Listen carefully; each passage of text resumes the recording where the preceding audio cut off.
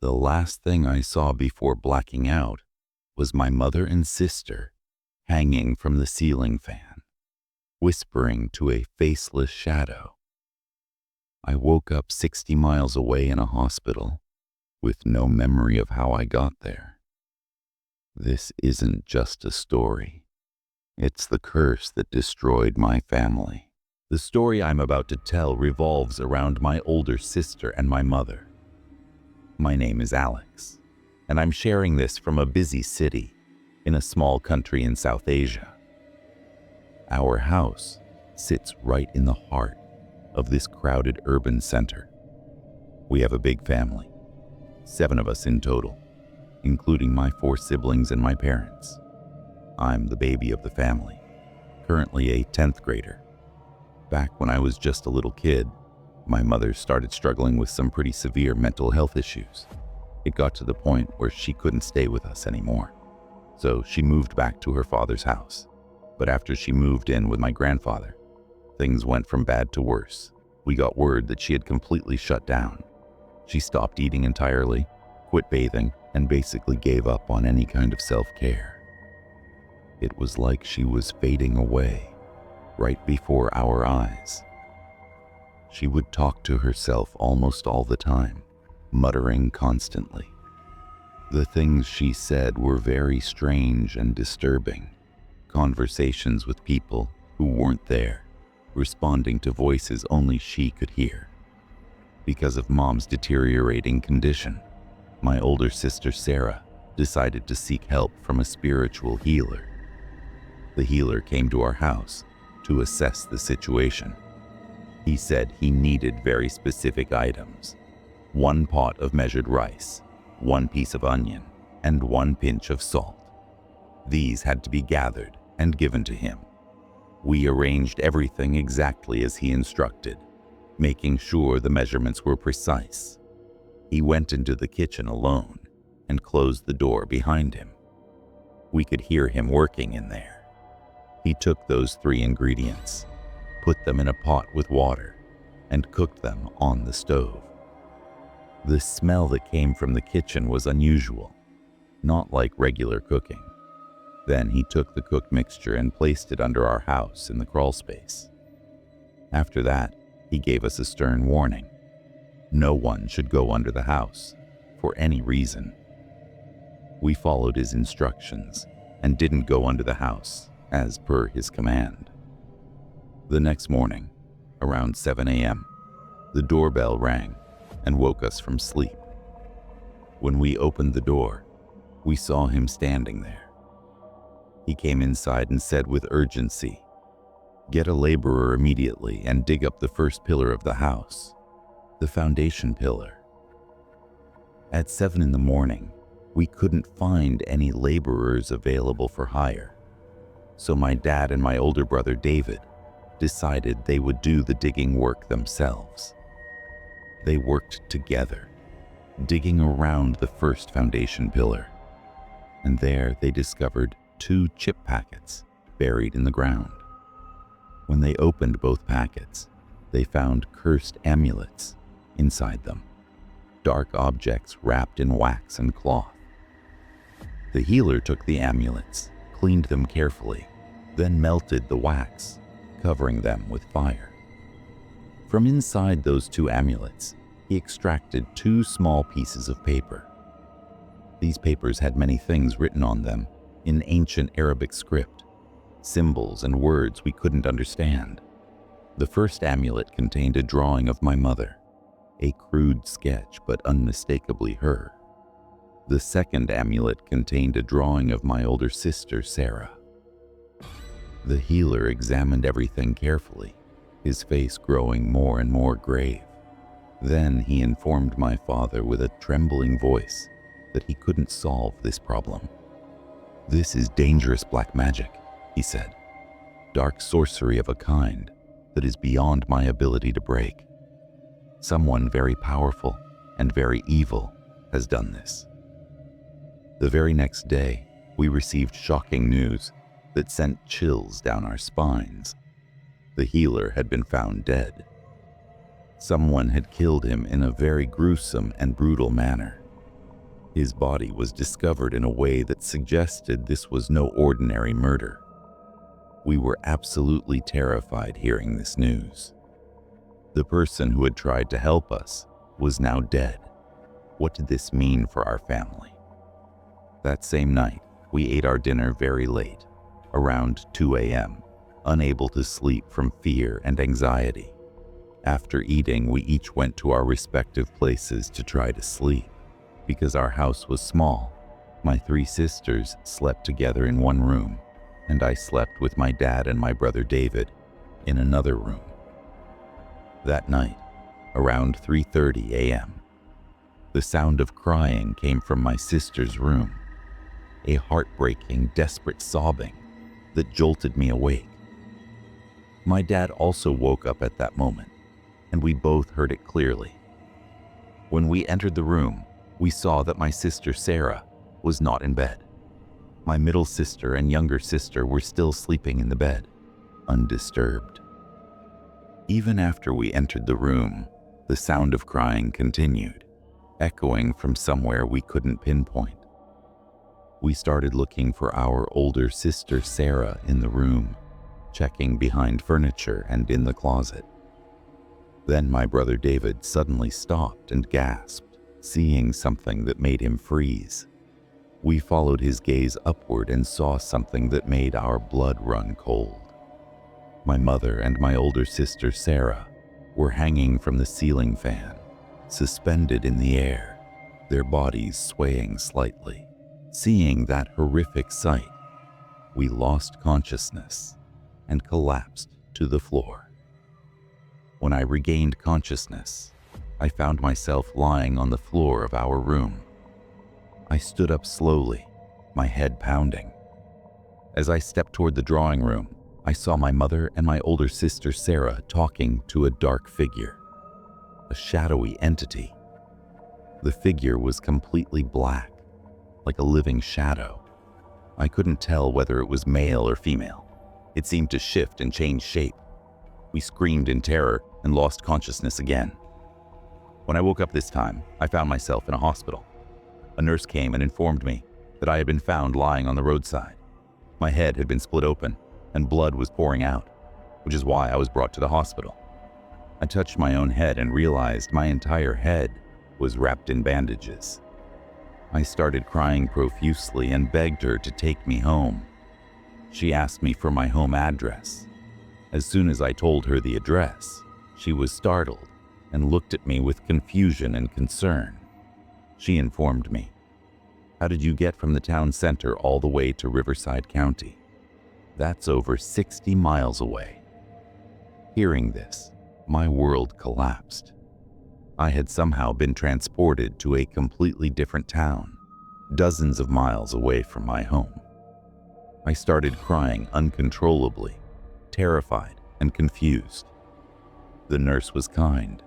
She informed me that she would drop me off at home after her shift ended. After her work was done, she finished up and then set off to take me to my house. After arriving home, I saw my dad and brother David crying.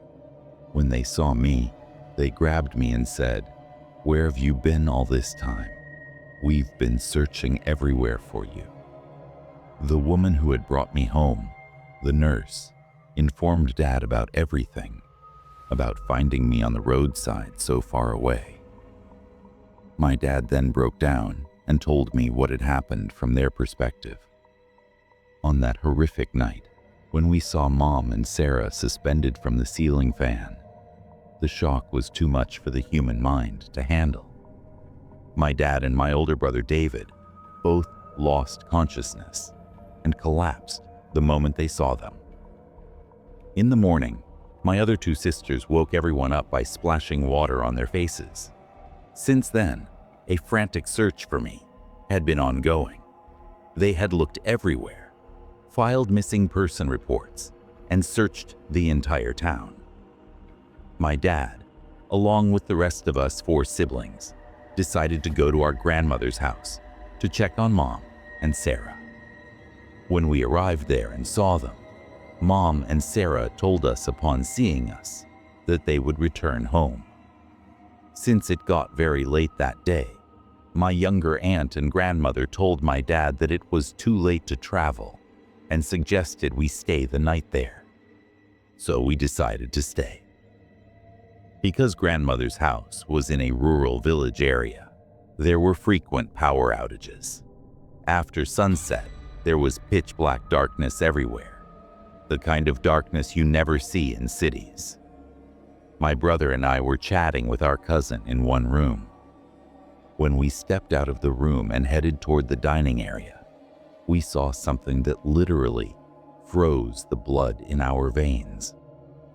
There, in the middle of the dining room, was my mother. She was surrounded by 5 or 6 women, dressed from head to toe in heavy black robes. They were standing in a perfect, eerie circle around her, slowly swaying back and forth like they were in a trance, chanting something in low, guttural voices. It looked like a scene from a cult ritual. My brother took one look at them, let out a blood-curdling scream of pure terror, and blacked out, hitting the floor hard. Somehow we survived the rest of that hellish night. Not a single soul slept. We just sat there in the dark, hearts racing, waiting for the sun to rise. After that incident, we found another spiritual healer, one who was supposed to be very powerful. As soon as he entered our house, before we even explained anything, he said, "I need a chicken. It must be a live chicken weighing exactly 5 kilograms, measured on a scale. It must be alive and healthy." We had to get it for him, so we went to the market and found exactly what he requested. After we brought it back, he entered a room with that chicken and 2 photographs, one of Mom and one of Sarah. He locked himself in there. Exactly 40 minutes later, he came out of the room with a grave expression and informed us of his findings. "Your mother is under the influence of black magic, but not just any spell. This is a deep ancestral sorcery, something truly malevolent and ancient. But that's not all. Your daughter Sarah, she has caught the eye of a malevolent entity. A powerful demonic presence has become obsessed with her. It's not just haunting her, it's claiming her. It wants her all to itself." He then revealed more. "The person who did the black magic on your mother is a woman. She is very close to your mother by blood, a blood relative, someone who has never been able to tolerate your mother's happiness or success. She came under the cover of a violent storm, creeping through the darkness to bury that cursed amulet deep within your courtyard. While the thunder drowned out her footsteps, she was sealing your family's fate." The spiritual healer informed Dad that if we could find the person who did this black magic and confront them, breaking the spell would be possible. Otherwise, it would be impossible to break. The healer gave a description of the woman, her complexion, her height, her build.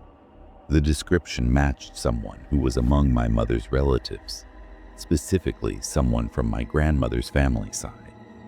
He asked Dad directly, "Is there any woman among your relatives who came to your house late at night during a storm?"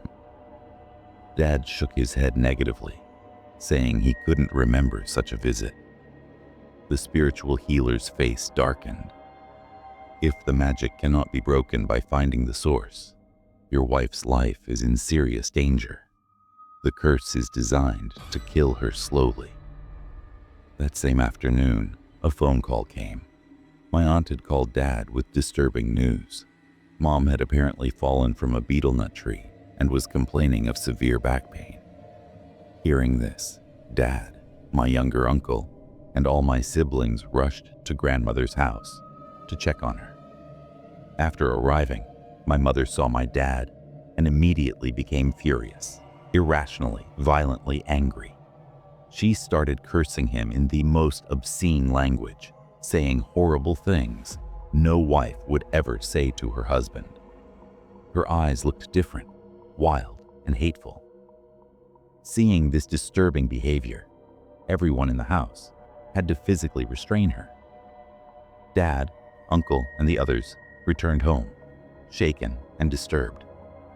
When they arrived home, they saw something impossible. Many women sitting in a circle on the sitting area floor, and they were speaking in different languages, some sounding ancient, some completely unknown. Dad demanded to know their identity, asking who they were and why they were in his house.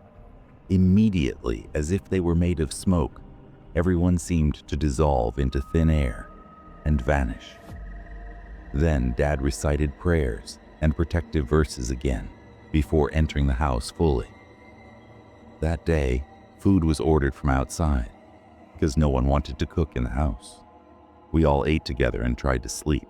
We all slept in one room, huddled together for safety.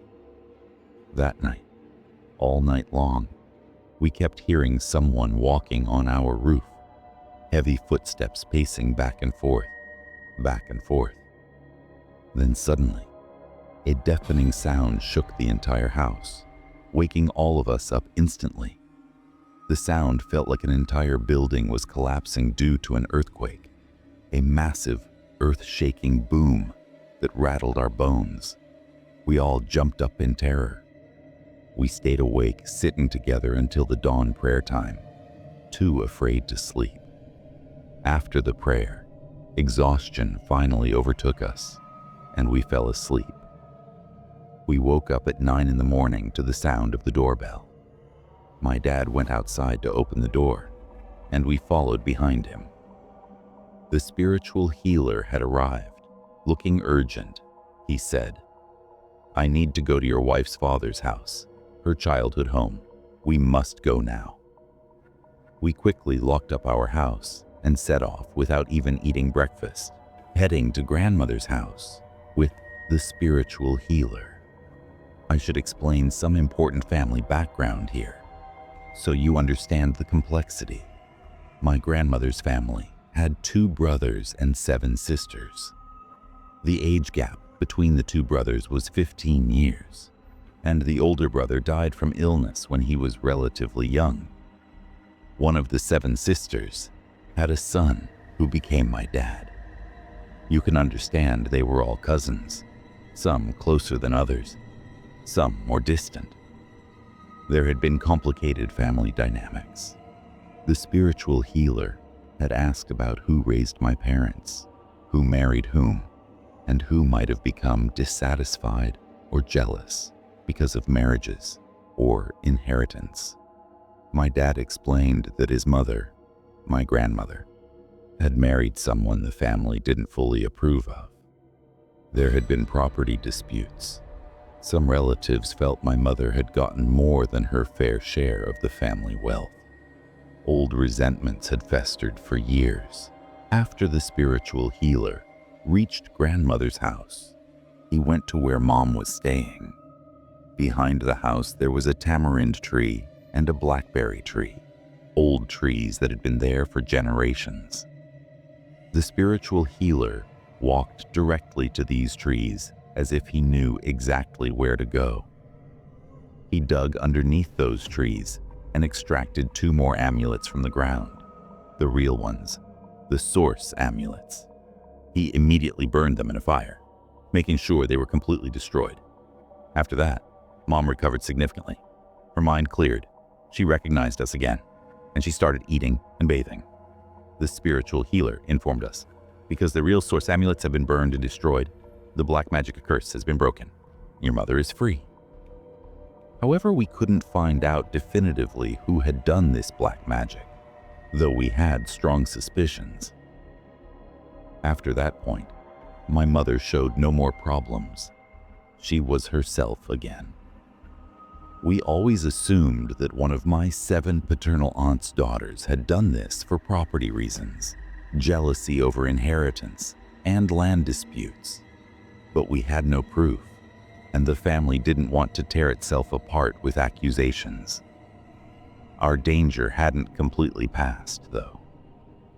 Then another struggle began. this time focused on my sister Sarah. She couldn't be found at night. She would vanish from her bedroom even though the door was locked from the inside. We'd find her hours later in the local cemetery or collapsed under a tree miles away from home, completely blacked out. But the worst part was her body. It was covered in horrific scratch and bite marks. These weren't human. They were deep, jagged gouges that looked like they came from the claws of something inhuman. Seeing her like that, it was sickening. It left us feeling cold and utterly disturbed. Our sleep would be broken frequently, and sometimes we would go out in the middle of the night searching for her, calling her name in the darkness. Seeing her worsening condition, we informed a spiritual healer. He said he had known about this problem too, the male demon obsession with Sarah, and that too much time had passed, he said grimly.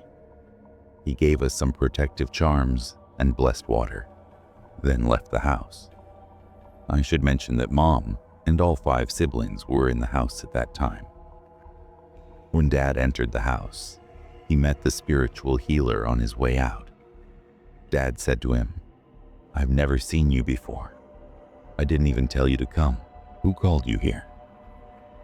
Immediately, the spiritual healer dissolved into thin air like smoke.